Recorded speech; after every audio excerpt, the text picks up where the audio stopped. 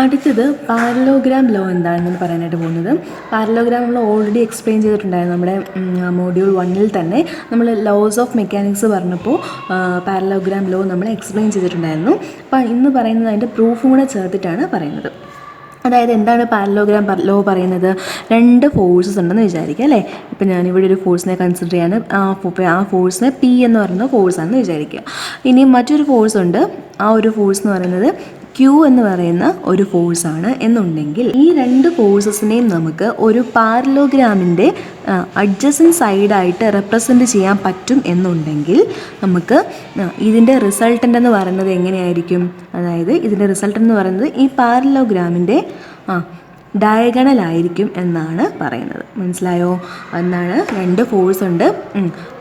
P എന്നും പറയുന്നൊരു ഫോഴ്സും ക്യൂ എന്ന് പറയുന്നൊരു ഫോഴ്സുണ്ട്.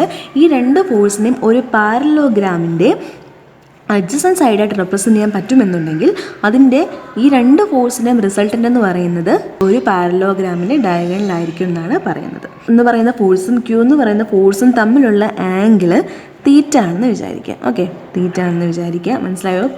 തീറ്റ എന്താണ്? പിയും ക്യൂവും തമ്മിലുള്ള ആംഗിളിനാണ് തീറ്റ എന്ന് പറയുന്നത്. ഇനി അടുത്തത് റിസൾട്ടൻ്റ് ആറും ഈ പിയും തമ്മിലുള്ള ആംഗിളിനെ ഞാനിപ്പോൾ ആൽഫ എന്ന് കൊടുക്കുകയാണ്. മനസ്സിലായോ? റിസൾട്ടൻറ്റും പിയും തമ്മിലുള്ള ആംഗിളാണ് ആരെന്ന് പറയുന്നത്?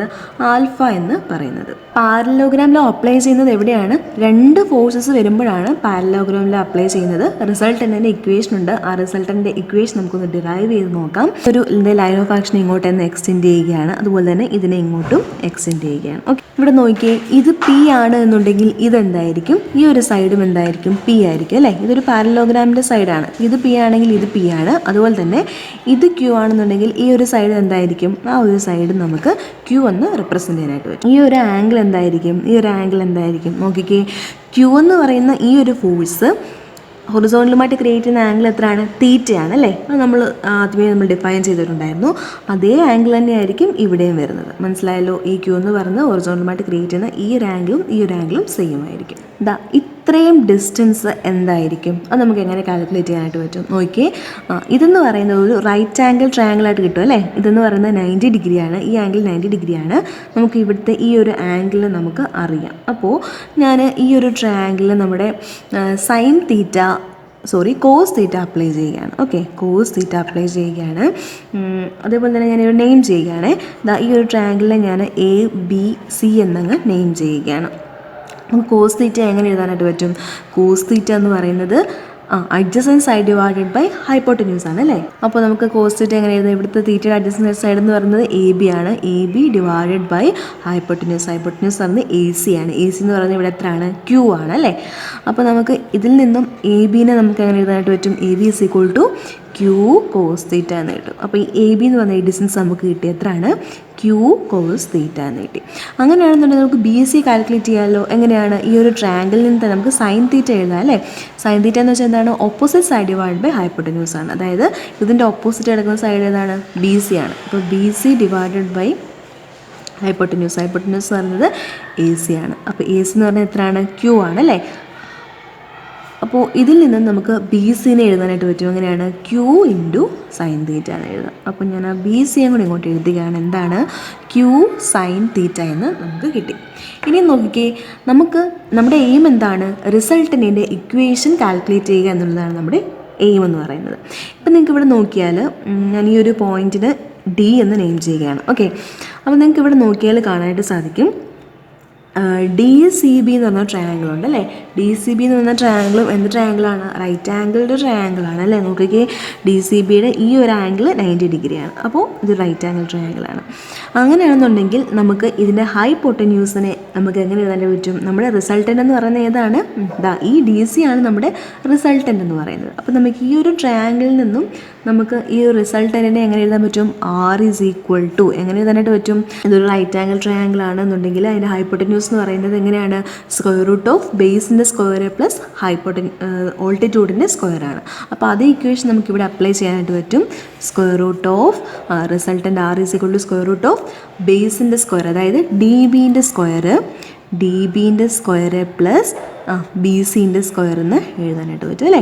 ഡി ബി എന്ന് പറയുന്നത് എന്താണ് നമുക്കറിയാം, D A plus A B ആണ്. അതായത് ഇത്രയും ഡിസ്റ്റൻസ് പി ആണ്, എ ബി എന്ന് പറയുന്ന ഡിസ്റ്റൻസ് എന്താണ്, ക്യൂ കോസ് തീറ്റ ആണ്. അപ്പോൾ നമുക്ക് എങ്ങനെ എഴുതാം, p plus q cos theta whole square plus b c. B c എന്ന് പറയുന്നത് എന്താണ്, ക്യൂ സൈൻ തീറ്റയാണ് അല്ലേ. അപ്പോൾ ഇവിടെ ഒരു സ്ക്വയർ റൂട്ടും കൂടെ ഉണ്ട്.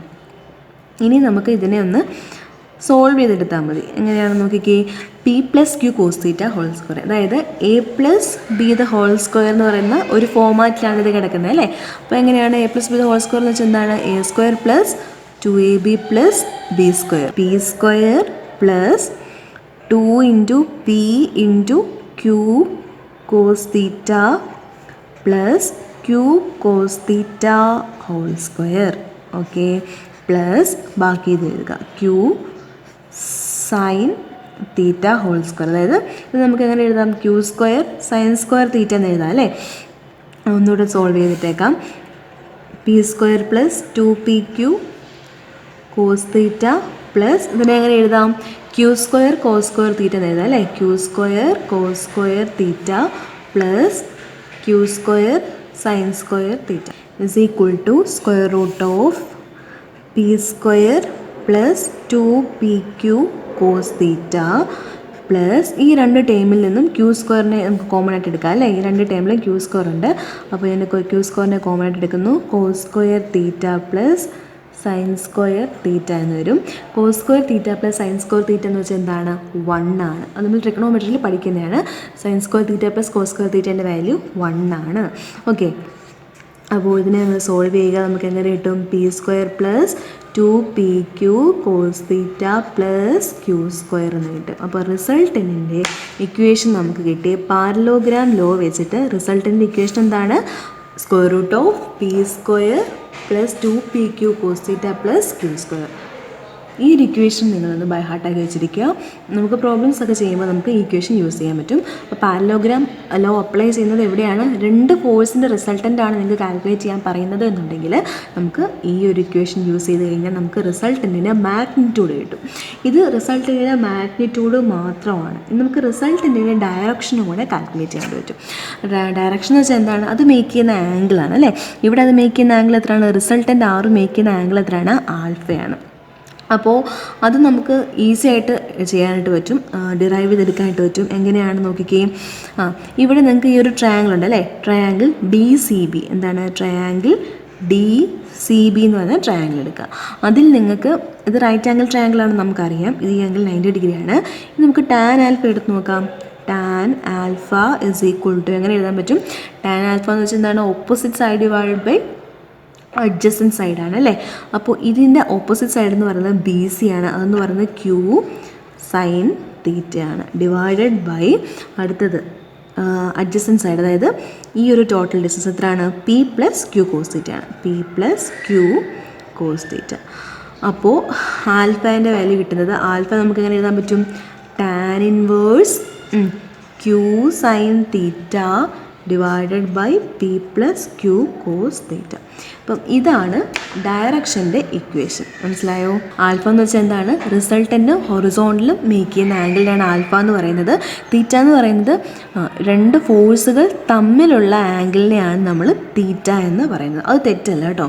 തീറ്റ എന്ന് പറയുന്നത് രണ്ട് ഫോഴ്സ് ഉണ്ടെങ്കിൽ ആ രണ്ട് ഫോഴ്സിൻ്റെയും കൂടെ ഇടയ്ക്കുള്ള ആംഗിളിനെയാണ് തീറ്റ എന്ന് പറയുന്നത്. ആൽഫ എന്ന് പറയുന്നത് റിസൾട്ടൻ്റ് ഹൊറിസോണ്ടലുമായിട്ട് മേക്ക് ചെയ്യുന്ന ആംഗിളിനെയാണ്. നമുക്ക് പാരലോഗ്രാം ലോവിനെ ബേസ് ചെയ്തിട്ട് നമുക്കൊരു ചെറിയൊരു പ്രോബ്ലം ചെയ്യാം. ഈസി ആയിട്ട് ഡയറക്റ്റ് ഉള്ളൊരു പ്രോബ്ലം ചെയ്യാം. അതായത് രണ്ട് ഫോഴ്സസ് ഉണ്ട്.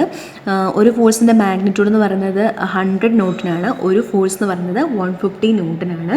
പിന്നെ അത് തമ്മിലുള്ള ആംഗിൾ എന്ന് പറയുന്നത് ക്വസ്റ്റിൽ പറയുന്നത് 45 ഡിഗ്രി ആണെന്നാണ് പറയുന്നത്. അതായത് തീറ്റാൻ്റെ വാല്യൂ എന്ന് പറയുന്നത് 45 ഡിഗ്രി ആണെന്ന് പറയുന്നുണ്ട്. അപ്പോൾ ഒരു ഫോഴ്സ് എന്ന് പറയുന്നത് പി ആണ്. അടുത്ത ഫോഴ്സിനാണ് നമ്മൾ ക്യൂ എന്നാണ് റെപ്രസെൻറ്റ് ചെയ്തത് അല്ലേ. അപ്പം പി എന്ന് പറയുന്ന ഫോഴ്സും കിട്ടി, ക്യൂ എന്ന് പറയുന്ന ഫോഴ്സിൻ്റെ മാഗ്നിറ്റ്യൂഡ് കിട്ടി, തമ്മിലുള്ള ആംഗിൾ തീറ്റ. ഇതാണ് നമ്മുടെ ഫോഴ്സ് പി, ഇതാണ് നമ്മുടെ ഫോഴ്സ് ക്യൂ, തമ്മിലുള്ള ആംഗിളാണ് തീറ്റ. ആ തീറ്റയാണ് ഇവിടെ തന്നിരിക്കുന്നത്. അപ്പോൾ റിസൾട്ടൻറ്റിൻ്റെ മാഗ്നിറ്റ്യൂഡ് കണ്ടുപിടിക്കാനായിട്ട് നമുക്ക് നോക്കാം. അതെങ്ങനെയാണ് കാൽക്കുലേറ്റ് ചെയ്യുക, റിസൾട്ടൻ്റ് ആറിൻ്റെ ഇക്വേഷൻ നമുക്കറിയാം അല്ലേ. സബ്സ്റ്റിറ്റ്യൂട്ട് കൊടുക്കുക. പീൻ്റെ വാല്യൂ നമുക്കറിയാം 100 square plus 150 square plus 2 into 100 into 150 into cos 45 degree. അപ്പോൾ ഇതിനെ നിങ്ങൾ സോൾവ് ചെയ്യുക. അപ്പോൾ നമുക്ക് ആൻസർ കിട്ടുന്നത് 232 ന്യൂട്ടൺ എന്ന് കിട്ടും. അപ്പോൾ റിസൾട്ടിൻ്റെ മാഗ്നിറ്റ്യൂഡാണിത്. ഡയറക്ഷൻ വേണമെന്നുണ്ടെങ്കിൽ നമ്മൾ മുമ്പ് യൂസ് ചെയ്ത ഇക്വേഷൻ യൂസ് ചെയ്ത് നിങ്ങൾക്ക് വേണമെങ്കിൽ അതിൻ്റെ ഡയറക്ഷൻ നിങ്ങൾക്ക് കാൽക്കുലേറ്റ് ചെയ്യാവുന്നതാണ്. ജസ്റ്റ് ഒന്ന് മനസ്സിലാക്കാൻ വേണ്ടിയിട്ട് ഈ ഫോമുല എന്താണെന്ന് മനസ്സിലാക്കാൻ വേണ്ടിയിട്ടാണ് ഈ ഒരു പ്രോബ്ലം പറഞ്ഞത്.